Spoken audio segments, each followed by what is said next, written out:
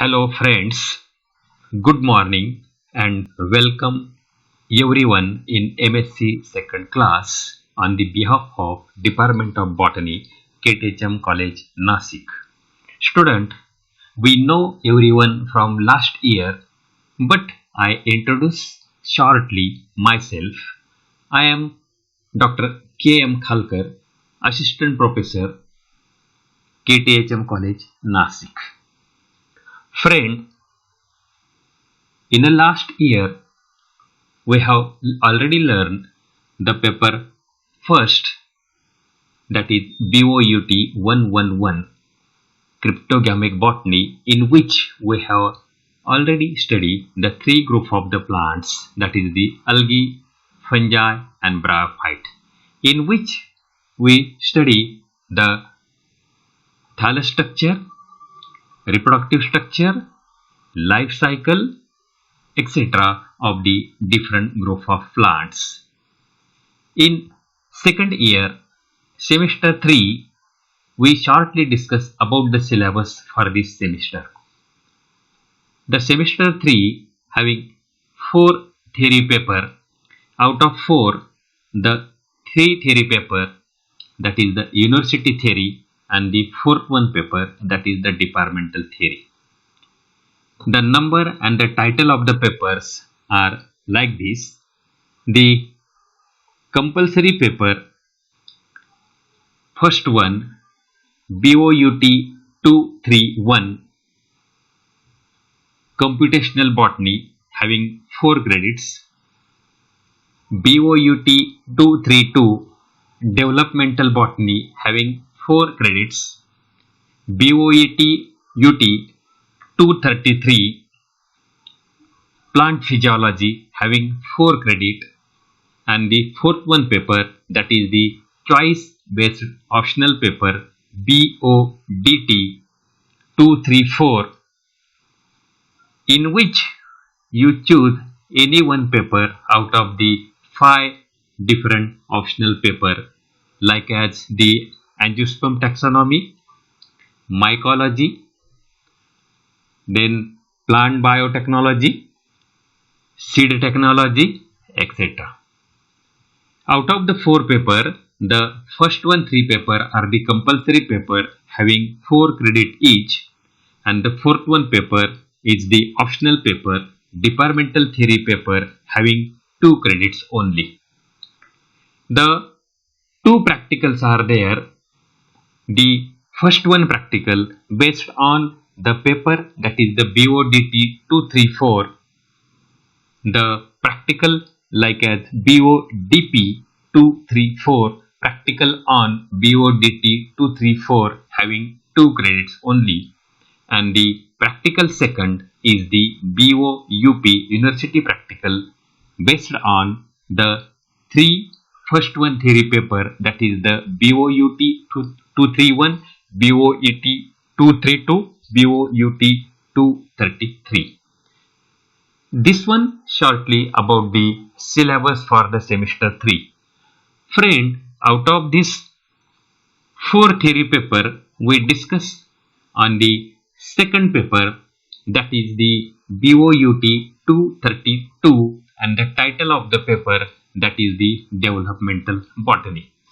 This developmental botany having the 4 credits, the 4 credit, each one credit having the 15 lectures, means total there are 60 lectures are there, and that are distributed like this. The credit first, the basic concept of plant development.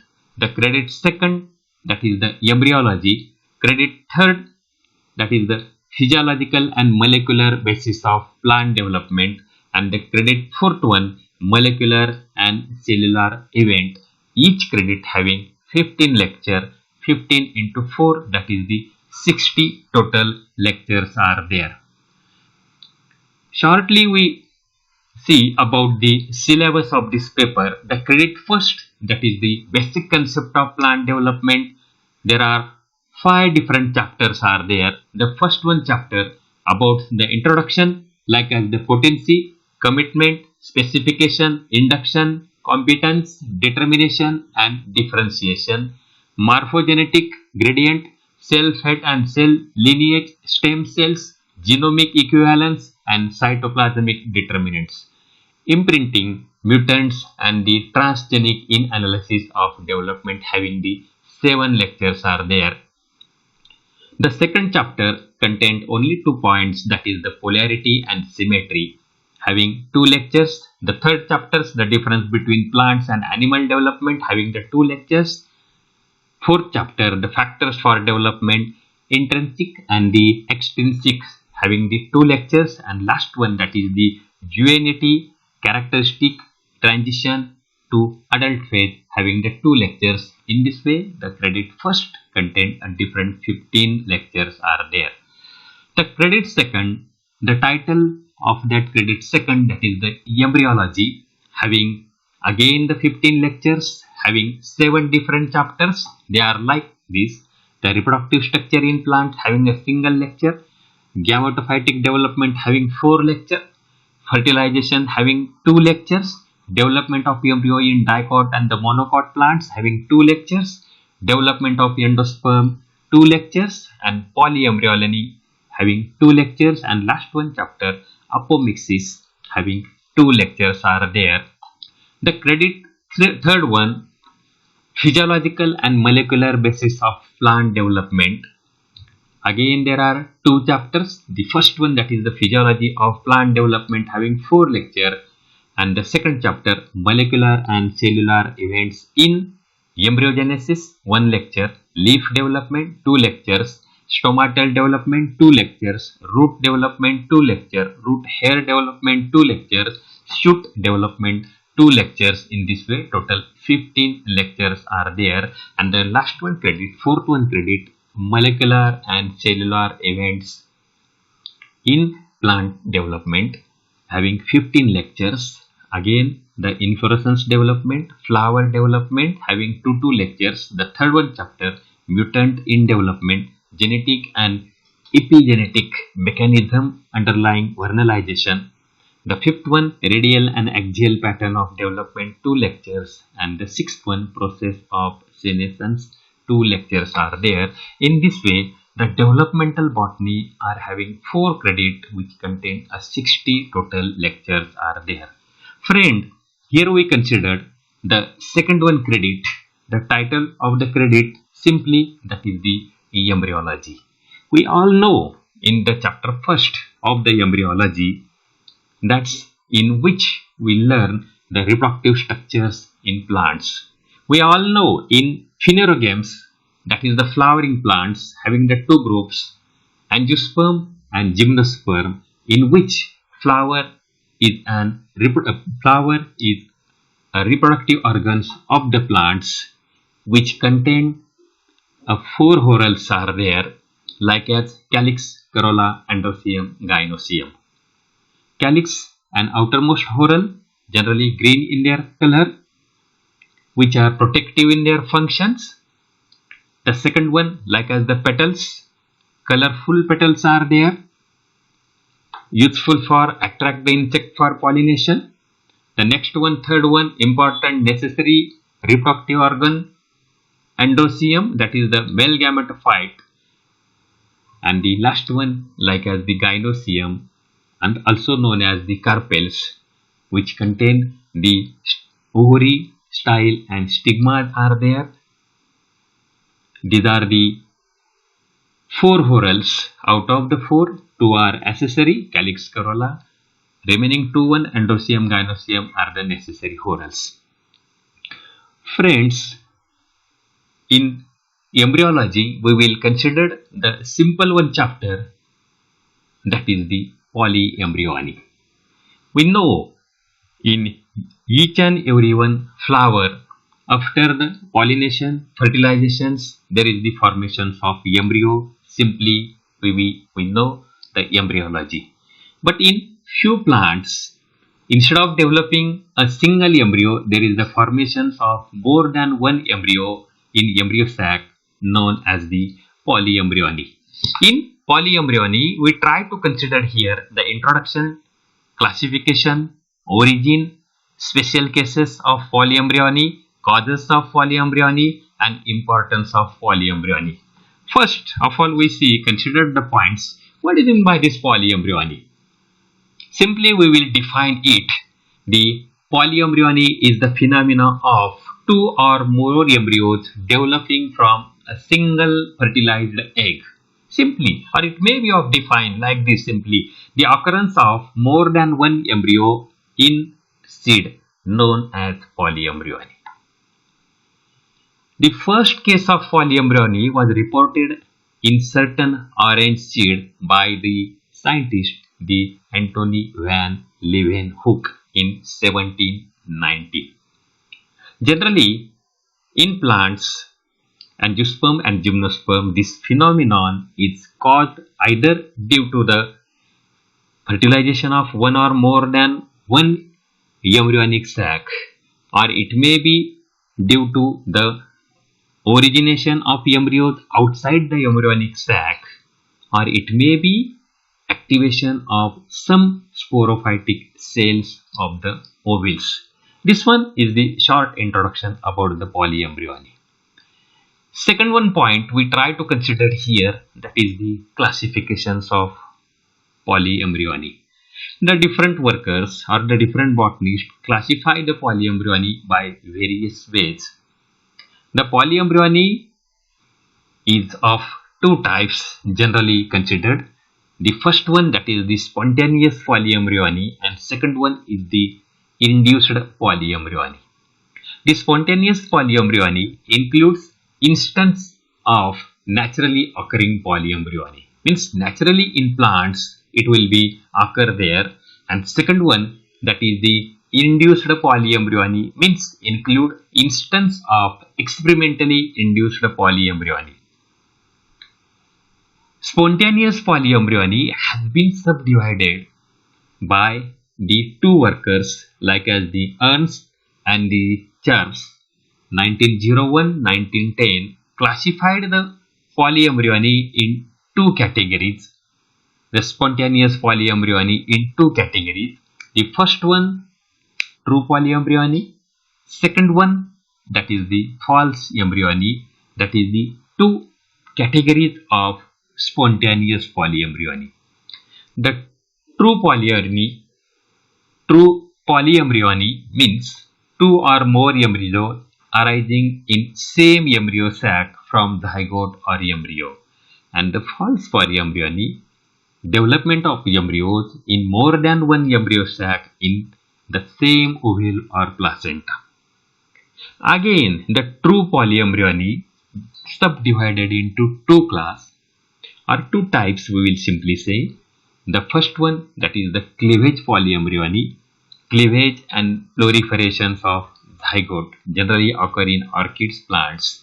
And second one, that is the adventative polyembryony, embryos arising from the maternal sporophytic tissues like as nucellus and integuments, and generally occur in citrus plant. Friend, the second one we will say the botanist Weber in 1940, the polyembryony is classified into the three different types.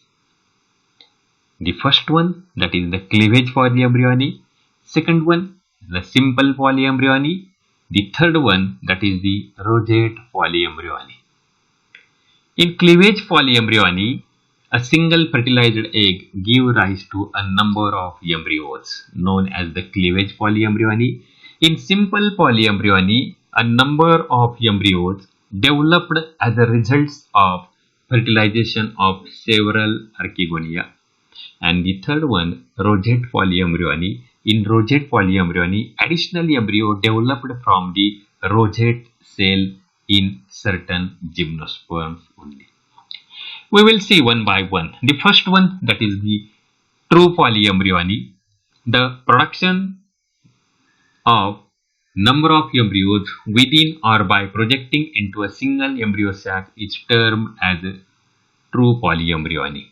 Generally, that will be occur in cleavage polyembryony, in which we will see here the embryonic mass in figure A, the embryonic mass formed by the basal cells of the zygote in the Erythronium american, that is the plants in which generally the cleavage polyembryony takes place. In the embryonic mass which will be formed there, and this embryonic mass by the basal cells they are form the zygotes there, and because of why the polyembryony takes place in case of these plants, that is the true polyembryony, or we will also say a cleavage polyembryony is there. This cleavage polyembryony, that where the embryos arise within the embryo sac either by the cleavage or by the egg from the synergids, or it may be of by the antipodal cells are there. The second one we will consider here, that is the adventitious polyembryony, where the embryos arise from the tissue lying outside the embryo sac. The cells of the nucellus as well as the integuments, but generally they come to lie within the embryo sac.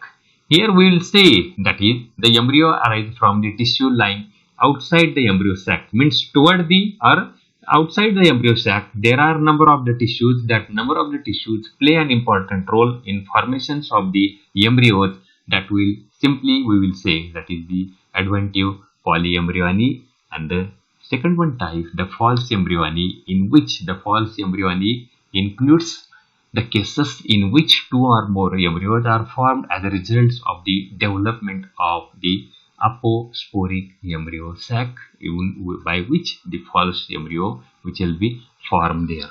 The third one point we try to consider here, that is the origin of embryo from the synergins. Okay, means that cells, like as when we are considering the female gametophyte, in which there is the two end, the chalazal end as well as the micropylar end. Toward the chalazal end there is the formations of antipodal cell, whereas the micropylar end there is the formations of the synergids. These synergids also in some cases they take part into the formations of the embryos. The embryos may also be produced from other parts of the embryo sac, such as the synergids. So some worker says that the origin of the embryo in which the synergids play an important role there. Some say, or in some plants, the origin of the embryo from the antipodal cells are there, which will be formed toward the chalazal end. They also take part into the formations of the embryos are there. In some cases, the origin of the embryo, the endosperm play an important role there. The scientists like as the Trev in 1898, whereas the Woodworth in the plant like as the Alnus and the Balanophora have reported the embryo developed from endosperm, the endosperm which play an important role there in the formations of the development of the embryos is there, and the origin of the embryos from other embryo sac in the ovule like as the false embryo, that will be arise from the derivative of the same megaspore mother cell, or from two or more megaspore mother cell, or it may be from the nucellar cells are there which take part into the formations of the embryo is there. The next one point of this polyembryony, that is the special cases of polyembryony. There are the various workers, they are working on the polyembryony in and find out in number of the plants, either angiosperm or in gymnosperm, the polyembryony takes place there. Like as the Tet Jacob in 1895 as well as the Mayer in 1897 recorded the occurrence of synergids and the antipodal embryos in many as 1/3 or 1/2 of the ovules of this species. De Haberland in 1923-1925 reported that even in castration flower there is an increase in size of the ovule accompanied by the productions of embryos from cellular sources like as the egg, synergids, antipodal and the cell of inner integument. He found the diploid number of chromosomes in all the embryos are there. Whereas the model is in 1925, 1930, 1931, who made a further study of the plants and found that it forms two kinds of the embryo sac, some haploid and others diploid. In the diploid embryo sacs only, the polar nuclei are fertilized, notating a pentaploid endosperm, and embryos arise from the unfertilized but diploid egg and antipodal cells are there. Whereas in haploid embryo sac, on the other hand, viable embryos are formed only after fertilization. Whereas the Woodworth in 1930 again called attention to the frequent occurrence of polyembryonate seeds in Alnus rugosa. Meiosis was found to be disturbed and only 2 to 3% pollen grains are viable. Whereas the Malan in 1931 has described some interesting cases of polyembryony in Atraphaxis frutescens. Haploid embryo sacs are produced rarely and must be fertilized before they can give rise to embryos. That these are the different, we will say, the special cases in polyembryony. The next one point, causes of polyembryony. What are the causes because of why the polyembryony is formed there? In cases of polyembryony, many theories have been proposed to explain the occurrence of polyembryony by the different workers. There are two important theories. The first one, like as the necrohormone theory, and second one, that is the hybridization theory is there. We will consider the first one, that is the necrohormone theory. This theory indicates that the degenerating cells of the nucellus acts as a source of stimulus for the adjacent cells to divide and form adventive embryos. So, in the formations of the adventive embryos, the necrohormone theory play an important role there. The second one theory, that is the hybridization theory, and according to the hybridization theory, the occurrence of multiple embryo is due to the hybridization, and the recombination of genes takes place during the process of hybridization, forming a single unit that gives rise to a multiple embryos are there. These are the two theories. The first one, that is the necrohormone theory, and second one is the hybridization theory, causes of the polyembryony. These are the two important theories are there. And the next one point, that is the importance of polyembryony. The polyembryony play an important role in angiosperm as well as the gymnospermic plants are there. It play an important role in plant breeding and horticulture. Due to the polyembryony, the new cellular embryos are supposed to be free from diseases. Polyembryony also play an important in propagations of the fruit trees such as citrus and mango. The applications of adventive embryos is also important for providing genetically uniform seedlings in fruit trees. And polyembryony can be used for the development of homozygous diploid. Artificial production of these embryos from the egg or the synergids. In this way, these are the importance of the polyembryony. For this purpose, I have referred the three different books, like as the Embryology of Angiosperm by S.S. Bhojwani and the S.P. Bhatnagar, Embryology of Angiosperm by the Maheshwari, and the textbook of botany, Embryology of Angiosperm by B.P. Pandey. By referring these three books, I have completed this topic, that is the polyembryology, and thank you everyone for listening carefully. Thank you.